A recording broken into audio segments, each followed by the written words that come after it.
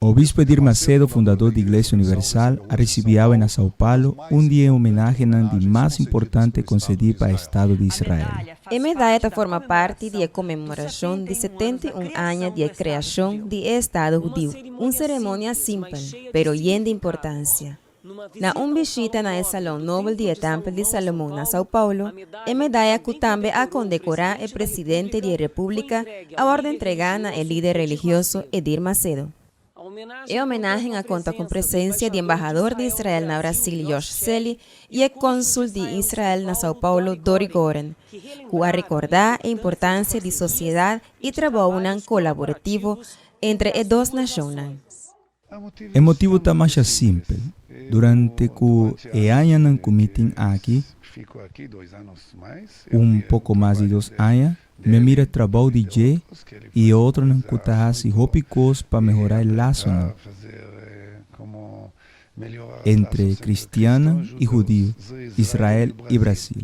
E nós está sempre mais feliz com o laço que nós temos. O Estado de Israel, a Embaixada na Brasília e o Consulado General na São Paulo para sobrar. Você está sócio extraordinário e nós torçamos que você está bom amigo com Israel. Edir Macedo agradeceu a homenagem e a papel de importância de fecha comemorativa para o povo judeu. O evento, na maneira exata, forma parte da comemoração de 71 anos de criação do Estado de Israel, uma homenagem à gente e instituição que contribui no acercamento entre os dois países, com ação filantrópico, humanitário, econômico e social. E a história tem marca de brasileiro.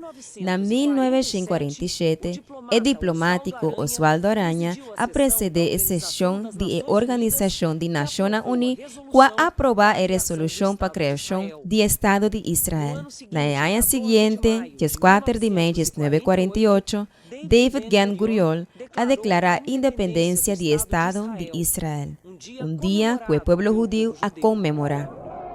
Agora, 71 anos depois, a fecha está une judeu e brasileiro para fortalecer a amizade de dois países, representava a figura de Edir Macedo. Se você ajuda com a riqueza potencial, você melhorar coisas que são importantes para o mundo, não está para Israel. Esta forma amistade.